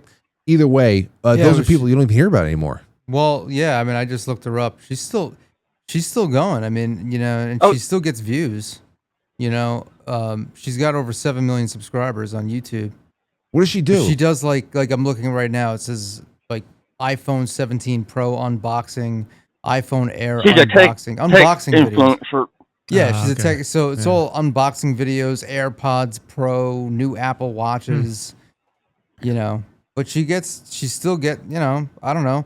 3 days ago, close to 400,000 views. It's not too bad in this day and age. Wow. And what's even more wild is how I came back across Ant's YouTube channel on 10-second songs. Is a random friend on Facebook shared one of his videos, and I'm like, oh, I know this dude. It's crazy. Man, it's crazy. nuts. It really is nuts. And it was all It's a small world. The internet makes it smaller. Here it is. Well, Fireman, thank you for the call, man. Hell yeah, dude. Anytime y'all want to talk any more about it, I'm free to call back in. Oh, dude. On another night like this. Well, listen. This in particular, like Zedalza New York or get-togethers, I would like to do a seasonal one. Like we're essentially it's fall in 2 days. Yep. It's Anthony's birthday in a couple of hours, and I would love to do something around Christmas time, and then again in the spring, or who the hell knows. But whenever we do these nights, and they're largely going to be an internet retrospective in many ways, because it's we witnessed so many things that happened back then as a group, and in little tiny insignificant ways contributed There's to a lot of forgotten internet history. Yeah, absolutely. Well, it was a blast from the past talking to you, sir. Thanks for calling. Yes. Take care, man. See ya. Later, man. There you go. There's no, that's not Justine. That's a fireman. Wow, there she is. There goes Justine. Okay. And then we were smack dab in the middle of Lonely Girl. Oh yeah. You remember the Lonely Girl saga? Yeah. What was that even about? Like she was kidnapped or something? Like, what the hell did that become? Then she got a movie out of that. Did she? Yeah. Then she disappeared though. Yeah, she's not around anymore. Lonely Girl. Let's see. Lonely Girl series maybe. Lonely Girl series. I wonder if those are even up anymore. I don't see anything. No. Oh wait. By the way, I was wrong about video reaction. It wasn't called reaction. It was called video response. You would make a video response. Oh, you can respond to people. That's Oldest. what people were doing. Here she is. This is so crazy to see again. First blog. Hi guys, so this is my first video blog. I've been watching for a while and I really Anyway, this is her first video blog 19 years ago, and then that has 7.5 million views. And from here started like a narrative. Like there's a I forget what it was, but it was almost like a Where in the World is Carmen Sandiego kind of a thing, where people wondered. I forget what the actual story became, and people were waiting with bated breath for another upload. And so there was that. It almost became might be the YouTube's first really eye-catching serial. And I know that she got a role in some Lindsay Lohan film that was. The hell is this? Somebody's Body? I don't know. Lonely Girl. She got a role somewhere because of all of this. And then there was Smosh. You guys remember Smosh? Yeah. Well, they're still around. Are they still around? Smosh? Really? Well, they Oh, hell yeah. They announced their comeback. What the hell? Oh, Wow, 30 million subscribers. Yeah, they disbanded for a little while, and then Anthony went and did his own thing, was doing a lot of interviews with different content creators. That was like his thing, and then they came back. But you know, everyone is still, there's a lot of people who are still doing YouTube from back then. They're still active now, but I don't know where it's going. And I don't know where it's going to go. I don't know either. Because I often wonder what could be done. What could be done? Because you would think, and let's keep people like me aside, because I understand that anybody who has a channel that has largely been steeped in current events, news, and then of course inherent political biases. I whatever. But when it comes to, is there any way to keep YouTube the way it was alive in how people are able to build up these? Maybe it's just people's tastes have changed. Like like when we sit around with family on a Sunday night and we'll watch like Ed Sullivan or something, and mom and dad and all of us are sitting around and we watch some of the comedy acts and we look at each other and we're like, I can't believe people laughed at this shit. But right. The audience at the time was just howling from the punchlines were just ingenious in this. I don't know. So maybe it is just, there has to be a changing in taste, no doubt. But then there's production value, and it's just people just want more. Maybe it's just the stimulation of it all. At this point, something like a Lonely Girl, it is a very low resolution webcam upload, and we are just so you watch like a Mr. Beast video and compare the production value there, it's like it's beyond what networks even provide now. Right. And you say, okay, well, is there anything that YouTube can do to allow things like this to flourish again? But I guess the one thing you need is demand. I think we just moved on. Whatever happened to Epic Mealtime? The channel's still around. Did I think it just became Mike Harley's podcast. Oh, really? Okay. Yeah, but didn't Harley come back and start doing some eating again? Every once in a while he does, and channels always go through. A lot of channels will go through like it's the holiday season, a revival, and then it'll there'll be periods of like, they're hitting good numbers again, and then they do something else, then they fall off again, and then they fall off, then they come back. Yeah. I mean, I've done that a bunch. Like your channel's only dead when you just completely give up on it and you just go through the motions. Yeah. That's when your channel dies. Here, the last thing that was uploaded on Epic Mealtime, which used to be a significant thing in internet 10 culture. 10 months ago. 10 months ago was the last time anything was uploaded. Completely dead. 40,000 views 10 months ago. Damn. And shortly before that, 7,000 views. 7,000 views. Are you sure it's is that 40 or 4,000? No, it's 40,000, and it's probably only 40,000 because it's the latest. And over the course of the last 10 months, X amount of people have probably said, whatever the hell happened to Epic Mealtime? And it's probably just a view in the most basic way you can define it. Somebody probably clicked it, watched it for a few minutes, and that was it. And over the 10 months of just curiosity alone, they probably racked up a couple of thousand more, because look, 10 months ago when they were a little bit more consistent, here's consistent uploads, and they're averaging 6,000 to 8,000 views. Right.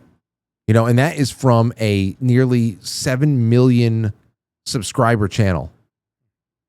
So when it comes, really, obviously there's taste, there's attention, but when you think about that's why, I keep going back to the Jamboree.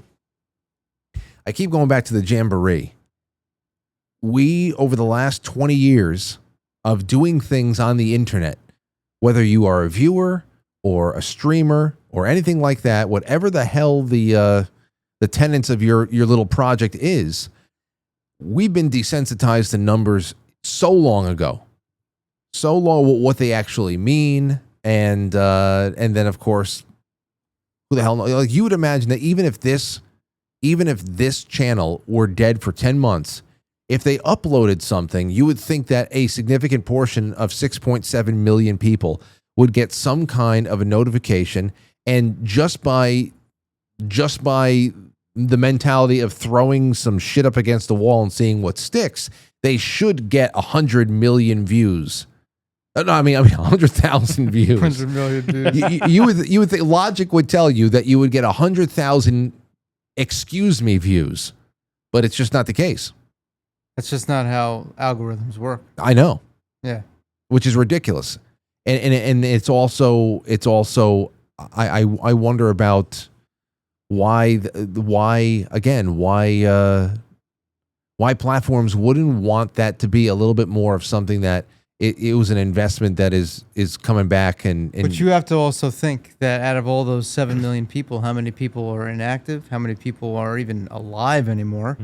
You know, this isn't, they're old accounts, and some people don't even, it's a lot. Like a lot of people impulsively will press subscribe on a channel and then forget about it.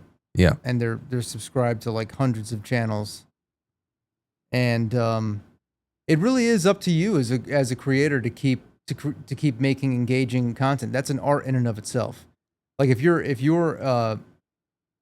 that's what you do and you make videos and you're running social media platforms, it's your job to make something that people are going to want to click, and not only click, but they're going to want to stick around for and watch. And that's where people get burnt out, because they, you know, not everybody. Actually, I'd probably, if I had to guess, I'd say more than the average person who started a YouTube channel, an Instagram, a TikTok. Their main goal was never to be a content creator. It was to be whatever it is their craft is, whatever it is that they, you know, made videos to promote. So like me being a musician and a singer, when I first started out, I wanted obviously the end game for anyone who is a musician doing cover songs. It's obvious. You want to make it as a musician. You want to be an artist. You want to be out there, and you want to be recognized as you want to have success in that avenue with original music. And it makes sense. 100% at the core. If anyone tells you that that's not what they're going for, they're full of shit. That at the core, everybody has had that intention when they came on, when it went on to any kind of platform. So, but the thing is that's why, you know, social media is just a part of it. It's just a part. People get so wrapped up in this game of social media growth and algorithms and social media success as a whole, that they forget, they just forget that that's only supposed to be one piece. You can make it work for a career, but it's only supposed to be one part of it. And unfortunately, though, it takes so much. It's an art in and of itself. That's where people get lost. You know, it's supposed to be it's a good moving piece for a potential career and propelling your career. But at the same time, it is an art in and of itself, and some people have made a career out of just being a content creator. Yeah. Well, yeah. Very difficult to juggle. Well, it makes sense why you, especially in music, you would do covers because you know people are searching for other music, and if you can cover it and introduce yourself to somebody, then you can introduce something that you've done. It's fine, and you know, and of course, the way that the internet has gone, monetization has done well, and you know, covering somebody's music actually helps everybody at this point. I have some other things over here that we can get to. Let's take a call first. 860, you're on the air. Go ahead. Hey, hold on just one second. I love you, man. Hey, I wanted to wish Anthony a happy birthday. Oh, thank you. What's your vintage? Anthony? What is that? 87. Oh, yeah. 87. 1987. Vintage is an 87? That's it. I'm a 65 vintage. But, man, you guys are doing a great job. It's just funny to see how your stuff is like, whatever, I guess 20 years apart from me. But you're doing a great job, and it's just amazing. Well, thank you. Go ahead. No, go ahead, Willie. All right, I'm just I'm really enjoying your thing tonight. I was a little bit late to the beginning, but man, it's so cool when you reminisce, right? And you guys ain't even old enough to reminisce yet. There's there's a lot of reminiscing. There's a lot of reminiscing here. And I'm going to do some Independence Day reminiscing with you guys now. We did a little bit of Wizard of Oz the last where the time. Gijin Empire was born. Were you on for that? In the sky I lot. don't think so. Okay, all right. Well, Willie, I think you're going to like some of this stuff, okay? Yeah, oh yeah. It's funny that Petey looks fat and Anthony looks fat and you look the same. That's just what I'm saying. There's been a lot of weight fluctuations over the years, and Anthony actually got really puffy at one point. Time, yeah. Well, you know what it is. You know what it was. It's because we lived our lives at the studio, and we had traditions that were so unhealthy. We had traditions. Oh, I bet. Oh my I gosh. wanted to ask you the one question. Yeah. What the fuck is a hookah? A hookah is a pipe. I mean, I know what it is, like a water pipe, but what do you put in it? Flavored tobacco. It's shisha. And okay. Yeah, and it's I was confused on that. No, it's like infused with molasses. Sometimes you can get shisha that is honey based and all that stuff. And you don't burn it, you heat it. So essentially the molasses vaporizing? It vaporizes. So it's not like a harsh smoke. It's just at that point a flavored. That's why we're able to smoke it in here, and it doesn't make anything stink. Okay, that's why I was confused because I remember water pipes and the things, and I remember the things that was like a hookah. They got a couple of them, whatever, and it was usually hashish back in the day. Yeah, well, no. If I spiked this, I know you'd be all whacked. I'd be done. That's why I'm confused about it. No, 20 years is a different thing. You guys started vaping on me. No, that's trust me. It's been a big part of it. In fact, Willie, thank you for the call. I want to show you something. Here, take a look at this. Here is where the hell is it? Where's this? Oh, here you go. Zedalza, New York. A history of broadcast hookah love. You ready for this one? Here we go. Out of all the personalities, aspiring musicians, writers, poets, and internet sensations here in the 21st century, there is, indeed, one group that loves smoking a hookah better than everybody else. That's right, the Zedalza Entertainment Network, a broadcast network hailing from New York, comprised of all original programming and personalities. And they smoke the hookah like it's nobody's business. They pack a hookah for their network meetings, live broadcasts. They've even come up with their own signature tricks, such as the L-shaped exhale and the smokestack. Ah, yes. No one. The smokestack, which is just Anthony hiding out of frame, where you're under the table and you're blowing it through a paper towel roll. Yeah, that was our trick, our signature tricks. That background music too. Ah, yes. No one enjoys a hookah better than the boys over at www.zenlive.tv. So wouldn't you want to be the network's official hookah sponsor? When their viewers want to know exactly what brand they smoke, don't you want them to be searching your name? Yeah, that's why we made this video. We sent this video over to hookahshisha.com, and you know what? They signed on. Yeah. I don't know if they ever paid us money. Did they ever pay us money? I know that it was just Sent over stuff. They sent us product. Product, yep. And every month we were able to say, hey, you send us a little bit more of this, a little bit more of that, and that's why we made that. Now it's just a relic, that video itself. Good. I heard the music transition went from my song to a song that Anthony made. Well, I don't know whose. I edited that. Yeah. Was it? This was the Fiverr. You were already on Fiverr, Anthony, right? Because didn't you find that guy? I found that guy, that voiceover guy. And now it's like, it's funny. You're hearing this now, and people would just, they'd get, if they wanted to have like a voiceover of Morgan Freeman, they just get it done with AI now. Yeah. You know? Oh, well, here is. Hold on. Let me take one more call. 952. Go ahead. Oh, hang on. Let me hit mute. Frank, it's Cave Toad. What's up, man? Well, for one, you guys bringing up Justin TV. Oh my God, was that a blessing in the late 90s? Well, in the late no. It was the early 2000s. Was it early 2000s? Oh yeah, it was someone. It was. I could have sworn I found it like. Go ahead. No. It was first. It was Mogulus. For a little time, for a little while, it was Mogulus, and they were, and I believe they're just like, who the hell is ever going to remember Mogulus.tv or something like that? And that had to be around 2006-ish, around 2007, when we found Ustream, is when Justin TV had just become Justin TV, which then became Twitch later on.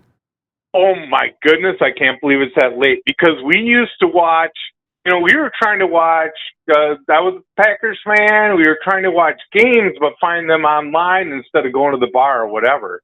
And this guy would stream Pack games, and it was like in his basement, and you could see a light bulb hanging off the ceiling, kind of reflecting off of this CRT, regular old school TV, where he just pointed a camera at his TV. And we would all meet there. And, whatever, in the channel, so all the people that were out of state that couldn't watch the game live, watching this guy filming his TV so that you could watch the football game. It was great. But you could see the reflection of this bulb hanging from a wire from the ceiling. Yeah, and I know, and there's also just the that whole old school effect of training a camera on a television and just getting the waves, or trying to train a television on an old monitor that still had tubes inside of it, and you just got the waves. Well, yeah, you could get that interference effect from the 60 hertz scan and stuff like that. It was crazy, but it was fun. It was cool. So, to wrap up things, I want to say happy birthday, Aunt. Thank you. I don't know if you can pull it up quick, but that first video you pulled up from you guys 10 years ago, where Ant's sitting there in that green T-shirt, he looks like a young Paul Stanley. What is the what? Tell me more about the video. The one that you just had up.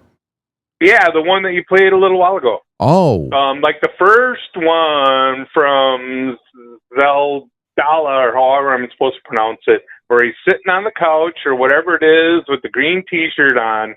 Oh, he the looks like a information young video. Paul Stanley. Yeah, I'm looking for it. Zedalza information video. Hold on, let me.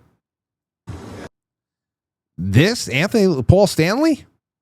I'm thinking looks like Paul Stanley. I'm serious. I don't know. The one way to know is Anthony for Halloween. Oh, come on. That looks like a young Paul Stanley. Come on. I think Paul Stanley looks like Shane Cashman. What I would, I think that the only way to know is this: 1 year for Halloween, Anthony should do the full Paul Stanley makeup. That would be excellent. If he ever shaves his beard. I want to do a dedication then. Go ahead. Let's do Kiss Alive's version of Hotter Than Hell to Aunt for his birthday, with consideration of the garlic salad. Wait. Kiss Hotter Than Hell? Yep. Off of Alive 2, with dedication to the garlic salad. All right. Perfect. There you go. Thank you so much.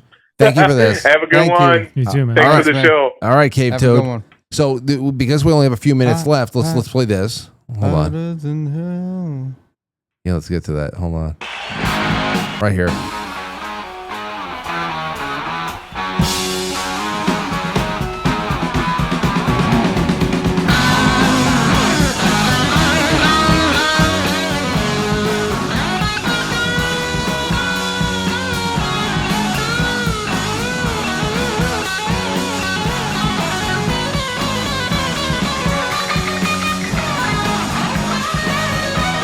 It's good stuff. I like the end.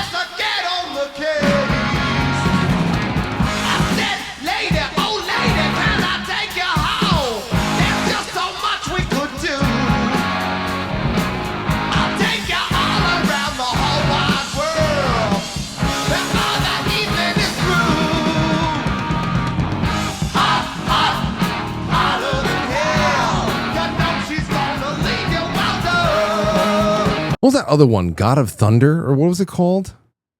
God of Thunder Kiss? Yeah, hold on. I just want to hear that one thing. Then we're gonna end with a couple of clips from Independence Day.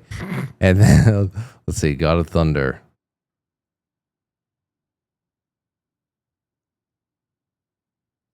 I remember God of Thunder. This song was one of it was attached to one of those things on Virtual places. Virtual places. Virtual places. We should talk about virtual places one night.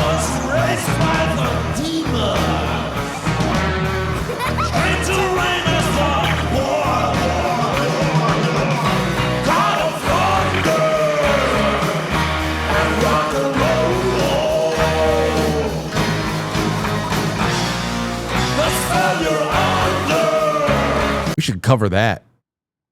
That'd be a good. That's a good cover. Nobody's ever covered that one. All right, Independence Day, Part 1. What do you think is the best part we should go to? 2 words: white suits. Oh, that's not Part 1. No. Hold on. Let's go to their San Diego. We'll just start with this one real quick. We'll just bounce around a little bit. America, 1975, where the Georgian Empire was born, and the skylarks of the bishop men are dead. We search in front of a flag of a rocky storm incoming. Somewhere on the movie set, there was a plaque that Americans never left on the real moon because they never landed on it. There was 2 tits hanging above the writing. Dear men from Earth, please crash down and say hello. Look, a popcorn machine still pops. On the Earth of the moon. On the Earth of the moon. As Joan Rivers approaches Earth. We are the aliens. We are the aliens. He's jerking off. Well, I figured I'd stop jerking off and play some golf instead. Oh, I'm Asian? Ooh! Sushi, line 2. Oh my god. It's takeout. Oh, here it goes. If this isn't an insanely beautiful woman, I'm hanging out. Sir, I think you should listen to this. I think you gotta hear this. Hello, I want McDonald's. Please, wake up. Holy shit! Shit! Holy shit! I made you laugh. I never heard a rumble like that in my life. We gotta get down to the lab. There's rumbling. No, hold on. Here it is. Oh, Bill. Mommy, the Bill Pullman. Real pro. Hold on, wait a second. Hold on. I think it looks like it kind of looks like a beetle, sir. You know. Are you a fucking moron? It's a mushroom. My son would be really upset right now. We got a Thanks real lot. problem here, folks. Something called a fucking general. Sir, we got an alien. Yeah? Good. Take care of it. Bye. I see your dick! Who is this? It's your husband.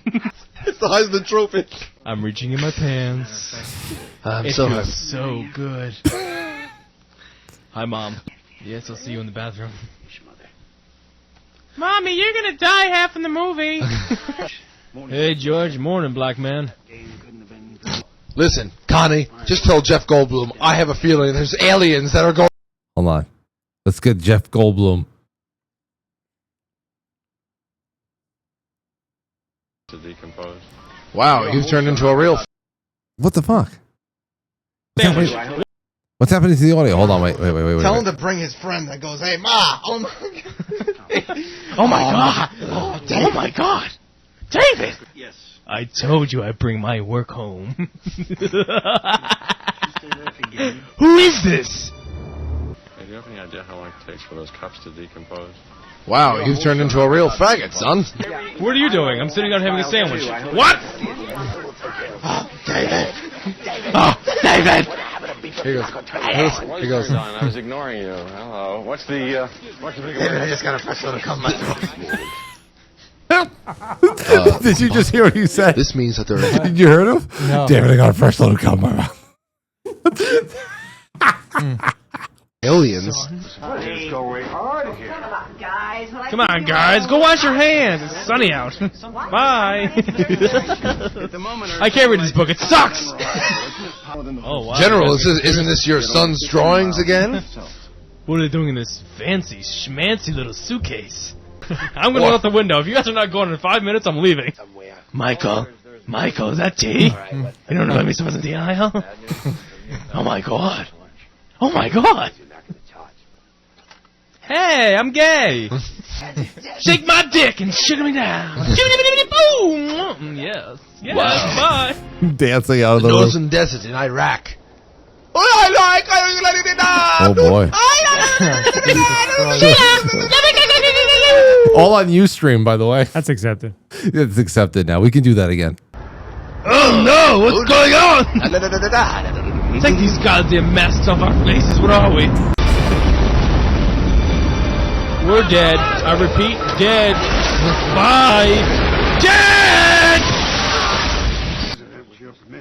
With your permission, I'd like to take off my pants in front of you and show you my work. Fine.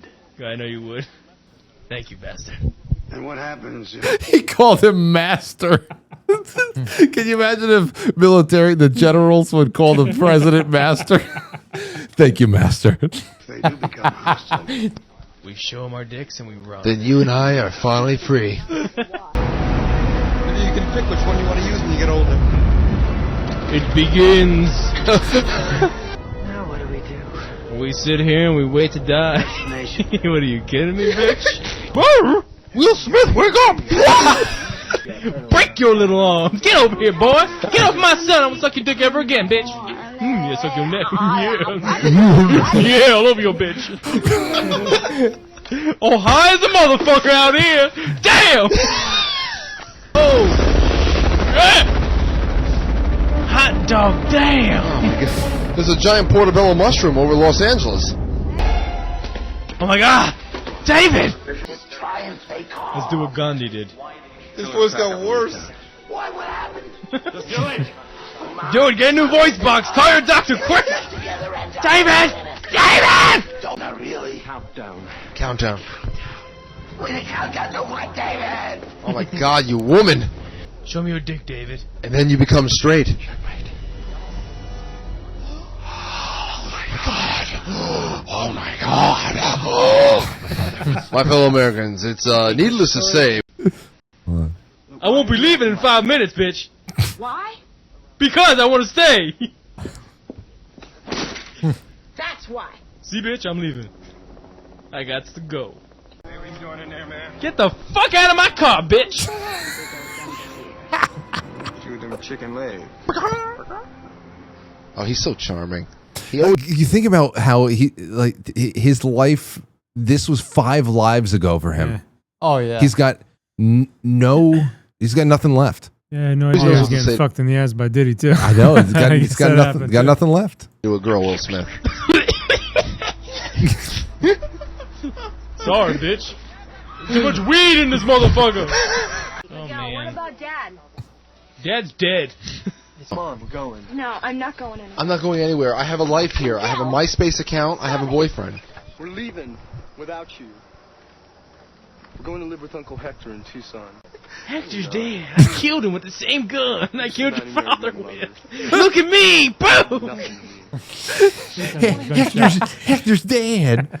I'm telling you, Wish Mike. I had the gunshot friggin' sound effect on that. Mike, if I had to, I mean, I have the Audacity? opportunity, the capacity. No, it's an audacity. The audacity.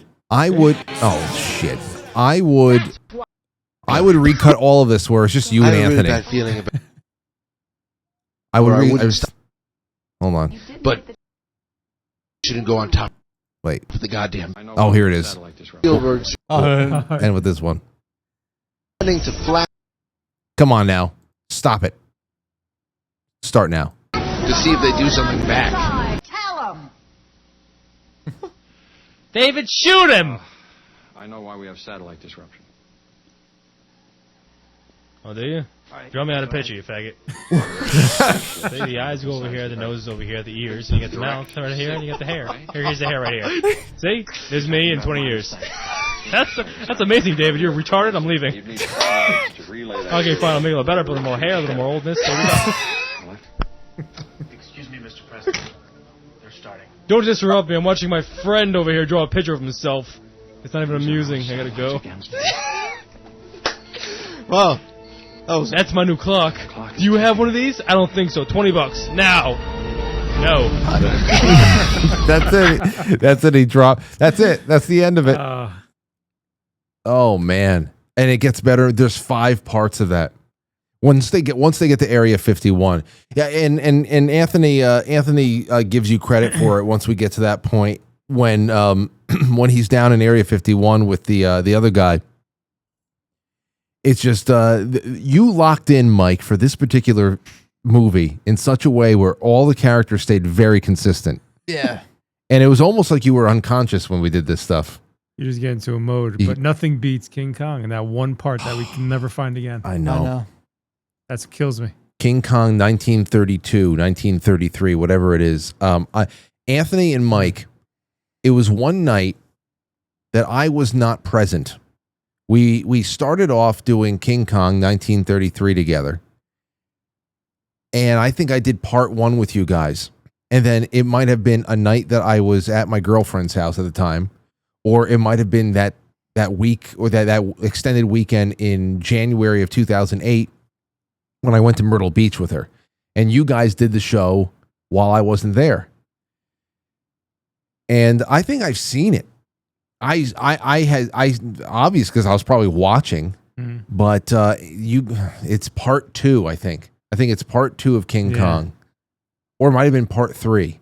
And I don't know where the hell where it all went. You want to talk about things that we've lost on the internet? That's one of those things. I would love to see King Kong Part 2, but it is going. The NSA probably still has it. There's one movie rip that was never recorded. It was filmed in Bahamas watching Blood Diamond. I know. Oh, I was sleeping. You're sleeping? Oh, man. Anthony was sleeping. Oh, that was bad. Me and Mike. I couldn't wake up. I couldn't stay awake. Oh, man. No, we'll do more of this. We'll do more of this. It's 10:53. We're gonna get off now. But yeah, we'll jump into part 2 and 3. What we'll do is next time we get on, it'll be just we'll get into some more movie rips and we'll go back in time with that. Wizard of Oz. Lion King. I forget what Lion King what we did. We only did a little bit of Lion King. Yeah, we did we did the 10 Commandments. We did parts of the 10 Commandments. We did Top Gun. Yeah. What else do I have here? Okay, let me see. A bunch of shit. Here's what I have. I've got Independence Halloween. We did Halloween? Oh yeah, because Halloween was when you did the drive. Oh no. This is something else. We definitely did Halloween though. We got Kong 1, we got Kong 2. We got Jaws 1 and 2. We got Independence Day 1 through 5. I've got, we did a little bit of Jurassic Park. Yeah. But all I have is some of the, I have the full things. I haven't edited it down yet. Like I have here's the full Jurassic Park. Mm-hmm. Here's full Jaws. 10 Commandments 1, 2, and 3. Holy shit, we did a lot of 10 Commandments. We did that. There's Jaws, there's Lion King 1, 2, and 3. I have Spookies. I have Jingle All the Way. We did some of Jingle All the Way. I have Jingle All the Way 1 and 2. I have Triple X. But we definitely did Halloween because that's when we did stuff like when Michael Myers drives by You were All right, we want you dead. And you know what's funny about that? what? Wish I made that a meme because you know what everybody does now? People do it now. Everybody uses that scene Right, yeah. and puts loud music behind it. I was like, damn, people had no idea where that originated from. Well, yeah. Here's No idea. the thing I will say. You guys, we do have it all. We have it all. I would just have to go in there and find all of. I have the full archive of all those years. So there's plenty of episodes that I just did not designate to put aside for because we even did War of the Worlds. But all I have over here, all I have over here is a couple of here. Just before we leave, World of War. Opening the tab. Here's one. Ready? I'm having some gas right now. Let it blow. Here you go, Mike.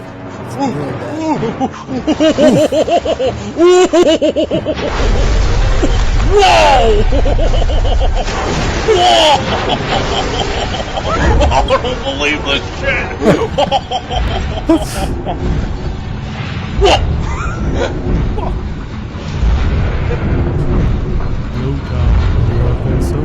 Tom, I know you're hiding somewhere. I know you're hiding somewhere.